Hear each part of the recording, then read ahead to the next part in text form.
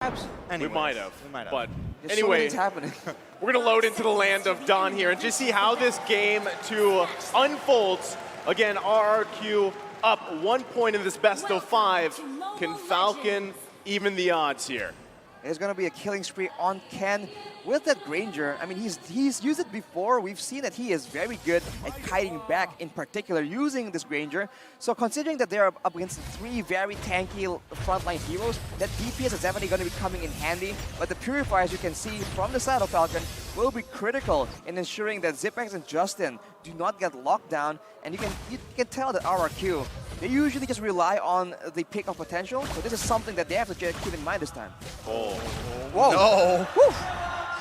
Well, I was wondering about that matchup, you know, the Martis versus Glue matchup here, how that would pretty much play out. But, I mean, he's going to have the advantage. But look at the rotation here.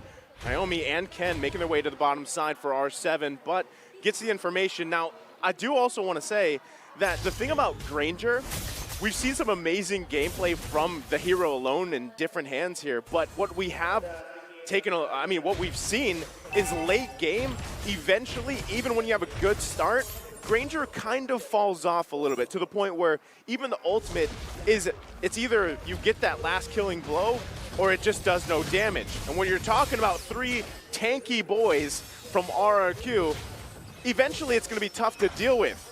Yeah, but Ken doing a nice bit of damage. The problem is Naomi doesn't have that level 4 just yet. Falcon needs to at least wait for that, or at least wait for Justin to hit level 4 till they can really push the aggression. Level 4 and Justin, that's definitely something they can try and attempt. They can be a lot more risky with their pushes. But on that point, on the Granger, that is a very solid point. It's a very ability-reliant marksman. So in the early game, it's dangerous, and in the mid game, it's going to be very strong. But in the late game, Skylar on this Beatrix will be out-damaging him quite a bit. But in the early game, though, this is where it's dangerous for RRQ. You can see Destinata didn't land the final one, though. R7 able to get away, and that is very important for RQ. As long as they don't let Ken pick up these early game kills, it'll be very good for them. Yeah, right now, first turtle of the game going to be up here. Both teams just trying to get that advantage. R7's going to make his way here as it ensues, but Yellow Flash looking for an opening as well. Ken waiting patiently, a lot of poking going on. Here they go. Nice retribution onto R7. R7 going to get dragged back in. Vin trying to find it, just can't. Justin picks up Vin and R7. That is huge. Albert, though, walks in and takes the turtle with ease. No sweat off his back. That is 2 kills traded for the turtle. In a way, it's not the worst of trades, but definitely, I think, gonna be a bit of an advantage for Falcon in the early game, man. These heroes, the Lilia in particular, is just so strong. Building towards an enchanted talisman, not quite there just yet, but the cooldown boots you can see, Falcon is gonna be very ability reliant, and the longer the game goes towards that mid game, RRQ, they cannot be as reckless as they were in game number 1, because if Falcon gets snowballing, this team comp is a lot more dangerous. Yeah, I mean, you can see the aggression from RRQ right now, trying to get into the jungle. This is the nest, right? Back to the keys to victory. They are trying to invade the nest here of Falcon and work around it because, honestly, Falcon has to also pay attention to Skylar. If they can find picks up there, give that little bit of advantage to ZipX, that's best case scenario for Falcon, especially mid-game, because you want to allow this Harith to get online as fast as possible, has that mystery shop too, so you can really play around those power spikes, those timings, and anything here, Arashi, that sticks out to you in terms of emblems. Well, as usual, it's no real surprise because everyone wants to go for a bit more movement, but afterwards you can see an Avarice emblem being used by R7, so he knows that the lane is going to be scrappy. He will have opportunities to try and just whittle down the HP bars of Yellow Flash, so making full use of that. So there's going to be a faster power spike as far as items is concerned for R7. And quick note, he has a sprint instead of the Vengeance, so this is why he was able to be taken down so fast in the previous fight, but this also means that later on, he can stick to whoever he wants to. A Glue on a split with a sprint. Literally stick to them. Yeah, exactly. Right? I mean, that's usually what we see with just Glues in general, but still, it's a good point because honestly, your whole objective here for R7 is to basically do the same thing we saw him do with Joy, right? Be just that annoying nuisance for Falcon, But right now, they're going to go ahead and fight for this second turtle of the game, half health. Naomi able to lock onto Vin once again. Yellow Flash finds that kill. R7 trying to get into the back line with the split. Albert does take the turtle, though. Naomi taking a bit of damage. Ken goes down. Naomi and Yellow Flash now on the run. RQ responding fiercely. That is quite catastrophic, man. Ken, the jungler, was the one that fell from Falcon, traded for Vin.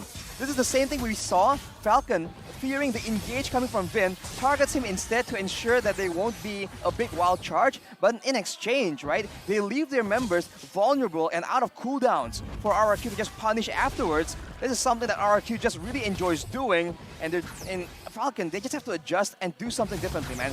Vin is ready to take the fall for his team. Yeah, I mean, he's actually looking for an angle here. Not sure if he's going to commit, but the pressure alone is exactly what's working here for RRQ. I mean, even around the purple buff. A lot of damage does come on to Albert, but he is a tanky boy along with Vin. Clay also being some kill threat. Zipex does drop the Zaman's Force, trying to lock on to Vin here. Still Gonna need going. to watch out for Skylar, though, doing a nice amount of damage. Ken and Naomi also here as well, but the disengage does happen. So, I mean, this is the thing, right? Going back to that Granger pick, you want to have it for that early game advantage. The burst should be there, even in mid-game. But when you have this kind of a start, it's really tough here. And yes, these two are going to go at it here. I don't think anyone's going to go down. But still, it's a struggle for Ken at this point, especially because Albert now picking up that Radiant Armor. I mean, he's having a great game so far. Let's take a look at the items real quick here, Arashi. Well, as you mentioned, Ken with the Hunter Strike, attempting to just get a lot more value, more chase, more slowdowns. And Justin now with the Enchanted Talisman, that's a lot of clear, a lot of DPS still. It only depends if RRQ actually stick around and crowd together for the damage to come through. And especially with the Radiant Armor completed for Albert, he's going to be a lot more comfortable just staying in the pit, contesting those neutral objectives. Is what we've seen happening since the first turtle. Yeah, I mean, and the fact that Zipex is just getting pushed in right now in his own lane, it is very, very bad, especially for this next neutral objective, because Skylar can now rotate down. And with that sniper, going to bring Justin down to about half health. Vin with the conceal play, but mainly just opening up space, drops a wall. Ken does a nice amount of damage with Vin with a wild charge. Albert takes the turtle, and down goes Ken.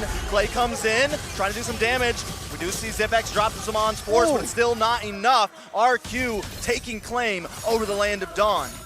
It's been traded again for Ken, and that is just such a sad situation. Trading the roamer for the jungle again and again. And as Nice mentioned, the mid-game is where Ken needs to shine and show the power of this Granger. But if he keeps getting picked off like this is not going well at all. RRQ finally increases the lead up to 1.6k gold. And in the midst of all that, they are still the ones able to find structures, turrets in the top and bottom lane. Falcon will slowly but surely lose control, and that is where RRQ shines, when they can set traps for their opponents in the bushes, and especially if you take a look at the items here. Skylar with the BOD, that's a lot of burst damage coming in from the Bandit's Rage or the Nibiru's Passion, so Falcon now needs to be very careful where they step, lest they get engaged on by Albert or Vin. Not only that, okay, hold on, Vin. Second, wild charge does come down. Vin, though, will fall. Ken now moving on to Albert. Albert getting stunned up, getting slowed down, will get knocked up, able to dash through the wall, though. Naomi now trying to lock onto Skylar, but they find the distance. R7 with a huge stun onto three members. Snipe shot comes out, just misses. And now Falcon under the tower, no kills on the board other than Vin. So that could have gone way worse for RRQ, but because of this lack of damage from Falcon, they weren't able to continue to follow up there. Now, what's great, Ken was able to get a kill, right? Helps him a little bit in the itemization because earlier, before that, he was about 1,000 gold behind of Albert, plus about 2 levels. So, like you said, like we've been saying, he needs to be able to shine. There's the damage. Ooh, that's a lot of damage, but he doesn't have the Death Sonata right now. Naomi trying to come into the backside. Justin as well, diving under the tower. Skylar tries to hit above, but cannot weave. Albert now moving on to Naomi. Naomi will fall. Albert, look for Justin. Death Sonata comes out, but still not enough damage. Justin doesn't have the black shoes. Needs to try to walk away from this. Gonna walk right into R7, though. He's able to move, but he goes down. It's a 2-for-2 trade on the map.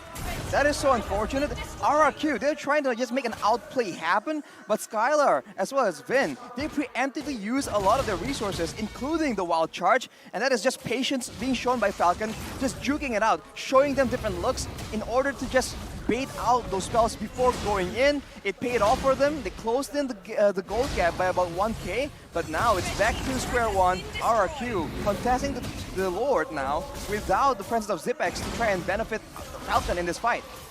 And they are going to hold down. We got to watch for Naomi hiding out in this mid bush. One other thing, Falcon has taken a few towers across the map. Now they're all going to try to group up here. Vin brings in the wild charge. Naomi annihilated. Now RQ wants to move in. Albert able to take the Lord. R7 into the backside, but Falcon needs to try to retreat.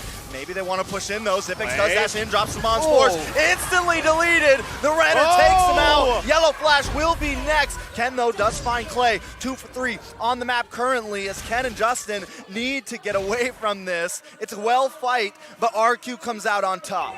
Okay, they grab a couple kills there again on both sides, but you gotta be cautious here for Skylar. He's getting to the point where he's going to start carrying the damage department for RQ. They've got that nice gold lead here. Naomi has to be able to find Skylar as they assault the mid lane. Still, they also have to deal with this Lord marching on the top side. On that point, Naisu, as you can see, Hunter Strike as well as the Malefic Roar. So any kind of physical defense being built by Falcon right now is going to start getting shredded through. We saw the damage come through in the previous fight, and now with the Lord coming in, you can see that RRQ, they're sieging, but Vin also looking for a play. Oh, big wild charge with the flicker. Justin taken down. Samon's Force does drop. Albert on the front side. Ken does find Vin. This is a good play. R7 going to come back in. Yellow Flash wants to lock him up. Fresh comes in, and R7 goes down. Falcon able to defend that push. That's a 2-for-1 for Falcon, but RRQ with the Lord and the empowered waves pushing in, they were able to get so many turrets. So in a way, not the worst situation, but of course ideally when they're so far ahead, I say so far, but when they're 2k gold ahead against a team like Falcon, as much as possible, they want to reduce the amount of kills, the amount of gold they let go into the hands of Ken. Because we saw in that fight, that Death Sonata, especially to the squishier targets on the side of RRQ, it still does quite a significant amount of damage. Yeah, it does quite a bit here. And right, this is your time, if you're Falcon, to step on the gas if you can, right? This starts with Naomi, find a pickoff, get that numbers advantage. You're still working against a gold lead here. Now you're able to get a couple more items like we take a look, on the proper people here for Falcon. But at the same time, you still have to worry about Vin, R7, Albert just taking the brunt of that damage. And even if you focus on Clay, you still have to get past that brilliance. You still have to get past everyone to get to Skylar. If they can get Skylar off the board here, they lose a big impact on damage for RRQ. Now still, it's going to be pretty much a stalemate until things transition in about 30 seconds for that next Lord here. But Falcon's going to have to get more space on the map. They've got only 2 turrets. So right now, RRQ with a huge advantage in terms of space. And with that space, look at ZipX. He's not doing very hot in terms of kills, but look at his items, man. One more item, well, at least 2 more items actually, to get a full inventory slot. He is not too far behind Divine Blade. Exactly, that's a lot of damage still. This is a quote-unquote late-game Harith. He has the items available to be an actual threat to the tankier members because remember, he does have a good amount of true damage in his kit. And along with that, Lilia with a Ice Queen's wand and a glowing wand, that is a nightmare for these beefy fighters that have to close distance, that will take a lot more damage from the burn, the percentage HP damage coming in from that glowing wand. And it's a very well amount of damage distribution as well. You have a decent amount of magic damage, a decent amount of physical damage with Ken. So RQ has to decide how they want to build throughout this mid-phase. Vin is going to miss that wild charge. Actually, he does land on to Naomi, but Naomi able to get away. Albert holding down. ZipX goes down though. Albert finds it. Justin will fall on the backside. R7 going to keep on moving. Skylar picking up a double kill. A 3-for-0 trade and a Lord over to the side of RRQ. With 3 members down, this is a very tough situation to be in for the side of Falcon. RRQ is very good at this. They know you have your death timers still on cooldown. They will push and try and get as much as possible. And even once Falcon members respawn, they still have to contend with the Lord coming in. And with a Beatrix on the side of RRQ, they can just very slowly but surely siege down these turrets, and they have already begun to do so. Yeah, they're going to go ahead and lose that mid inhibitor turret here. Also the top one being whittled down. They've got to deal with the Lord as well. Falcon in full defense positions here as RRQ going to put their eyes on the bottom lane as well. Still a back and forth between both teams. Falcon looking, Naomi here, can he find anything? Ooh, Vin will get suppressed here. Yellow Flash comes in, gets a few Whoa! knockouts, but Naomi's deleted along with Zipex. Ken with the Destinata able to find Albert, but they locked onto the base. They need to do something quick, trying to defend with all they can. Push the minions back, get them away because RRQ's trying to end this. RRQ gonna readjust the situation. Skylar able to clear waves. They have another wave of minions coming from the top side. Do they want to re-engage here? Skylar still at full health. Ken, Yellow Flash, and Justin all alone. Yellow Flash gonna try to move in. RRQ with the dash and the darkness. Ken will go down. Now the base is gonna get focused in. Skylar shredding through, but no minions there. Vin finds a wild charge. Naomi does get knocked up, but Yellow Flash is here as well. Skylar forced to finally retreat, but another wave. Sniper shot comes in, just misses, and Falcon lives to see another day. RRQ, they just stayed a bit too long. They want to try and end the game right there and then, but unfortunately, the waves have been cleared by Falcon. They knew what they have to do, and soon we'll take a look at a replay.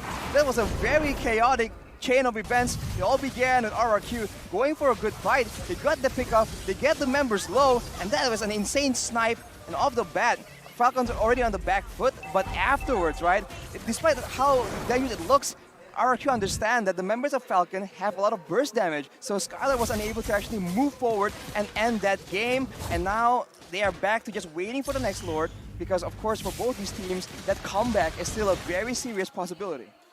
Well, I mean, even looking at the items, right, you just need a little bit more time for Falcon to at least have the full items they need, right, at least across the board here. Now still, there was a great defense coming out from Falcon in the base. I mean, even Ken able to grab a couple kills.